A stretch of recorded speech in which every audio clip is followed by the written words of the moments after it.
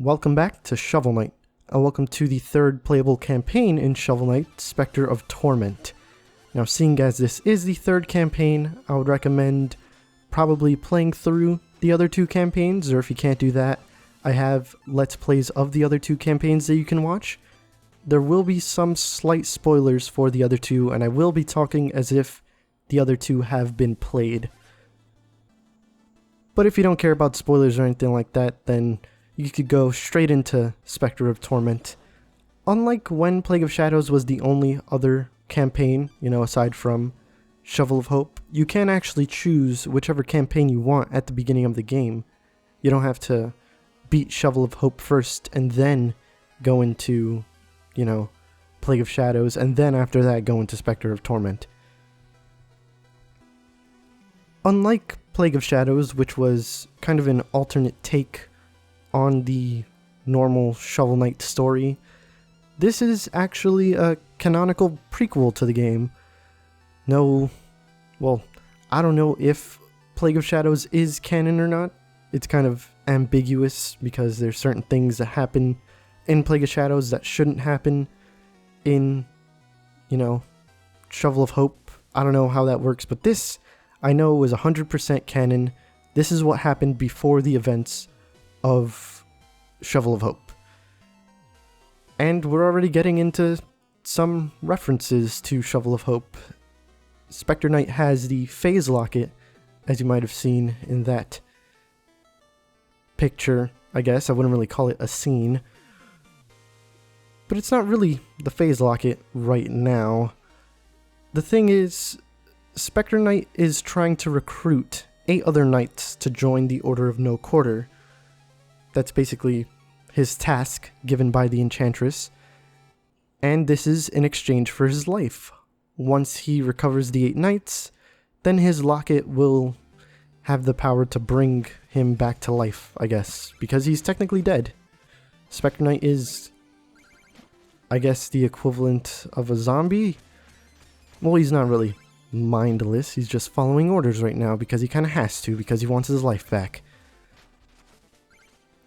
Anyway, Specter of Torment, the way its mechanics work, kind of puts me in the mind of different games than Shovel of Hope and Plague of Shadows did. Well, for Shovel of Hope, first off, I was reminded of probably the earlier Mega Mans, like 1 through 6. I was also reminded of Zelda 2 because of the shovel drop, and I guess that DuckTales game, but I never played that. And also Castlevania, because of the way his magic system worked. It was a numerical value rather than being a meter, like with Plague Knight and Specter Knight. For Plague of Shadows, I was kind of reminded of some of the later Mega Man games. Actually, Mega Man and Bass and Mega Man 10 were the games that came to mind, because if you have the right bomb setups, you can shoot in every direction, and an ability that Bass had in those games was the ability to make enemy shields go away, at least temporarily. Well, sometimes it was temporarily, sometimes it would be permanent, but Plague Knight does have that ability. If you smack them with enough bombs, they will drop their shields for a bit and you can get some free hits on them. I was also reminded of Metroid with Plague of Shadows, because the way you can change up the different bombs that you're using kind of reminded me of how in Super Metroid you could change up your beams so that they'd have different properties and such. As for Specter of Torment, I'm reminded of 2 series. The later Mega Man series, so like Mega Man X, Mega Man Zero, Mega Man ZX, because of his ability to wall climb. When Specter Knight comes up to certain walls, ones that aren't covered in special substances that denote he can't climb them, he will climb them. He can only do this for a limited time, and eventually he will backflip off of the wall and start falling down.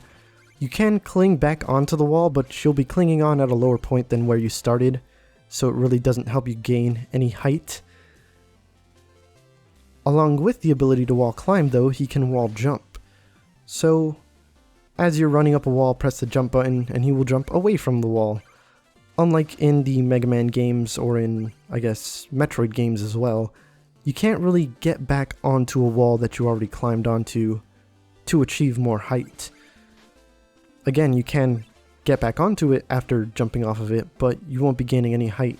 You'll end up lower than where you started.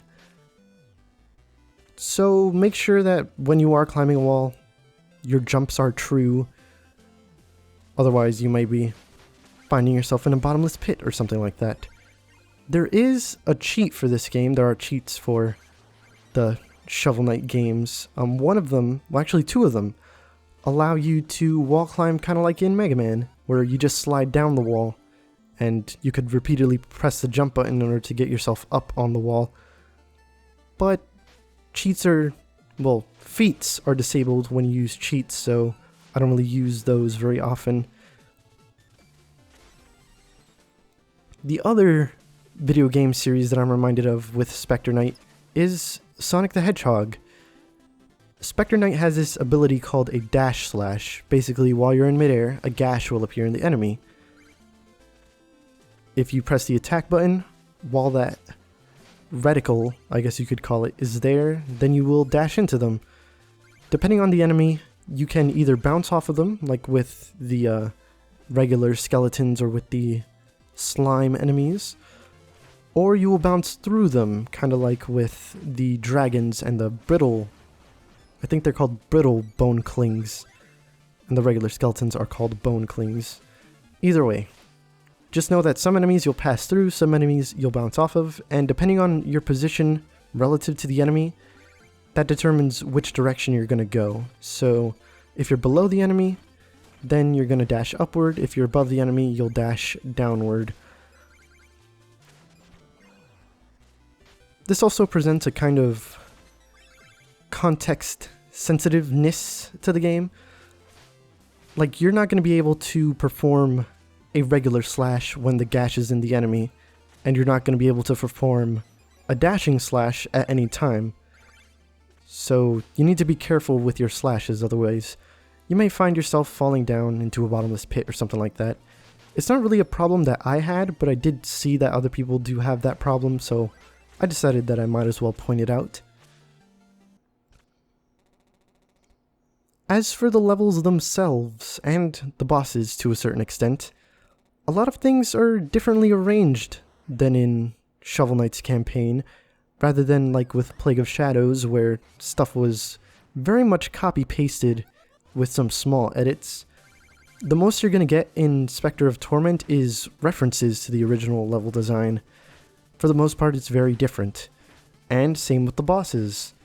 For example, here, Black Knight is a lot easier.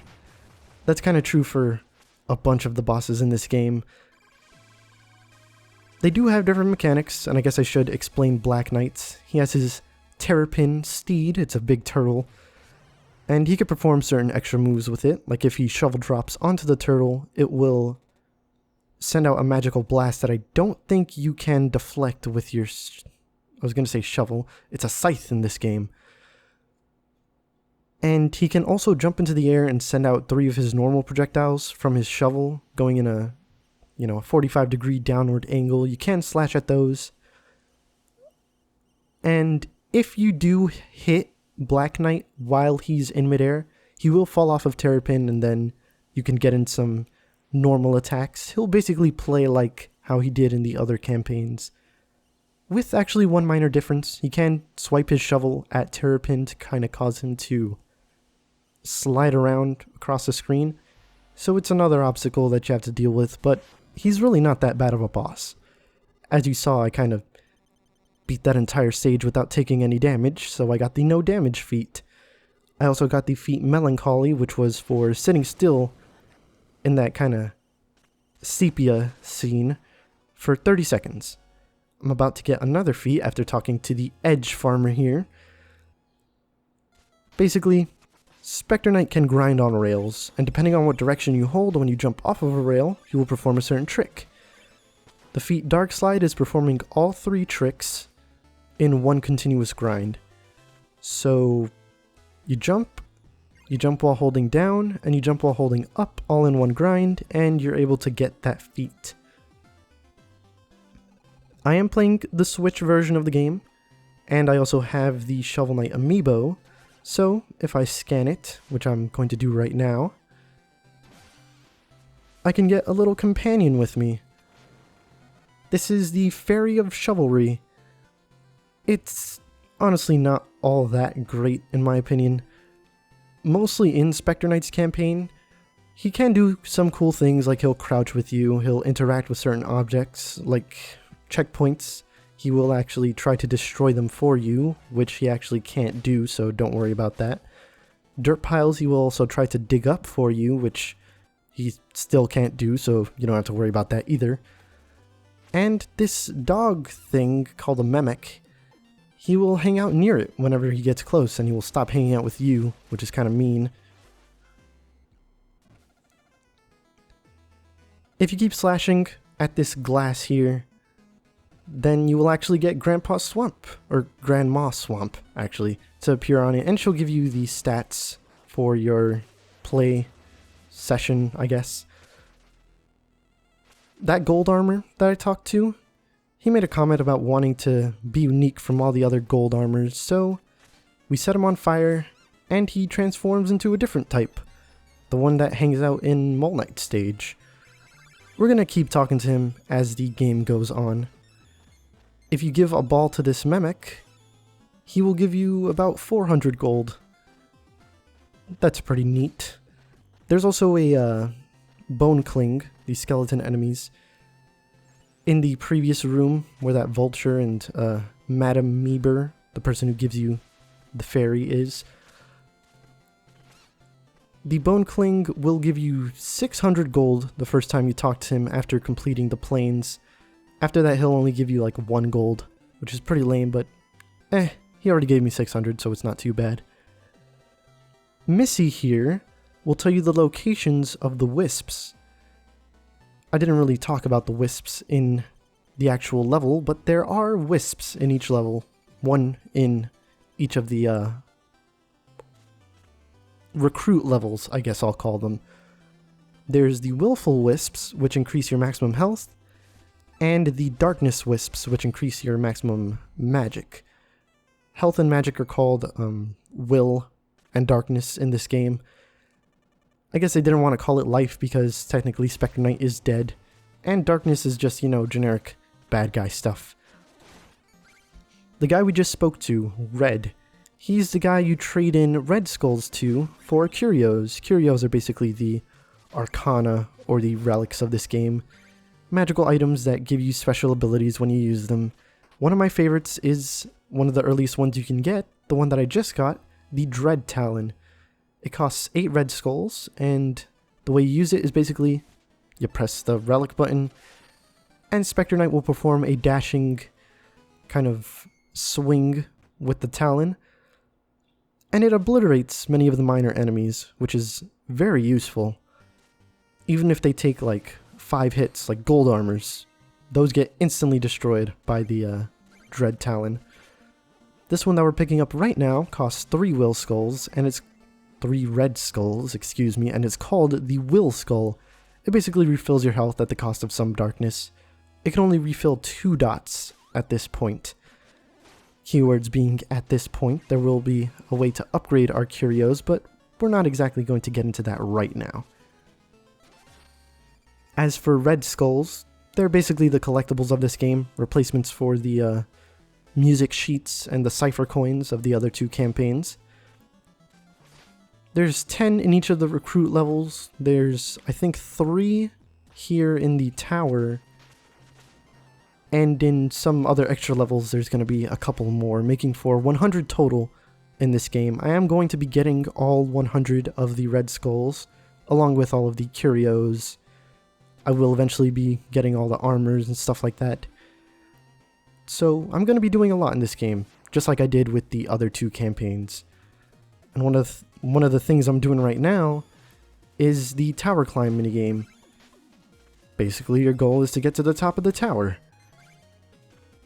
The way it works is there's basically some set pieces that the game has created already, and you're supposed to climb up those set pieces, but the set pieces are sent in a random order, so basically every time you play this game, it's going to be a different ride. Well, eventually there will be one where it's a repeat, but you're going to have to play the game a lot in order for that to happen. Either way, you need to climb up faster than Horus can reach you, basically. If Horus's electricity touches you, or if you fall down, you know, like below where the screen is, because the screen constantly shifts up, you lose the game. You'll keep any money you collected via the game, like all this gold that I'm picking up right now, I'd keep, but you won't get the prize at the end, which is a lot more money than what you can get in the minigame. There is also a feat for beating the minigame, and another feat that I'm trying to get that requires that I only play this minigame once until I beat the game. Basically, you need to get to the end of the game with 6,000 gold without having repeated any levels or any minigames. And that one is actually kind of easy to get, but it's also very easy to mess up, because if you want to play this minigame again, you're going to have to wait until the end of the campaign, basically, if you screwed up this time. You can wait until later to do this game as well. I probably should have. I am going to beat it in this run, so let's just get that out of the way now. But the curio that I'm using, for the most part, the Dread Talon, is not the best curio for this minigame. There's one that we'll be getting much later, and I'll point it out when I do get it. I'll say this is the one that makes the tower climb minigame a lot easier. But until then, I'm going to make do with what I got. And what I have is enough, so it's really not that big of a deal. You might have seen a couple of jars in the tower. There was one with a blue face on it. It was near the Mimic and that gold armor that I changed the color of. And there was one with a yellow face on it, near the room with, well, in the room with Missy and Red. Red is the name of the skeleton that gives you the curios in exchange for the red skulls. I gave money to the one with the yellow face, and I will be giving more money to it in a little bit after, you know, collecting the money that I get for completing this game. Because that's actually how you get your armors in this game. It's a lot earlier on than with Plague of Shadows or with Shovel of Hope. But they kind of did that, I guess, because this game's a lot less linear than those two. I'll get into why that is in a little bit. But since there's a bunch of armors and they all need explanations, I'm going to start explaining some of them now. There's the Cloak of Clemency, as I recall it's called. It's basically the treasure trappings or the final guard. You drop half as much money when you die in battle, but it has an extra ability. If you do fall into a bottomless pit or fall into spikes, then rather than dying, you will instead lose some darkness and some will. So you'll basically be at like half of the health you were at a full meter, so maybe like 1 health with as much health as I have right now. But you will be alive. The Rail Mail allows you to grind on any surface as long as you hold down after performing a jump. You can even grind on spikes if you want to. It's very good for speedrunning the game and also pretty useful for exploration because your jumps get a lot more distance because of it. There's the Charger Shawl, which gives you a charge attack. There's the Raiment of Risk, which I'm wearing right now, and I'll explain in the next part because it kind of requires me to be in a level to explain it. And then there's the Ghostly Garb, which is basically the shiny armor that doesn't really do anything. Now, as for the reason why they probably put the armors so early in the game, it's because you can choose any knight from the start of the game. Rather than only being limited to 2 or 3, you could pick whichever one you want. And I think that's a pretty cool decision. I like going after a lot of the harder ones first, mostly because of the armor that I have on right now, but next time is when we're going to actually start going after these other knights.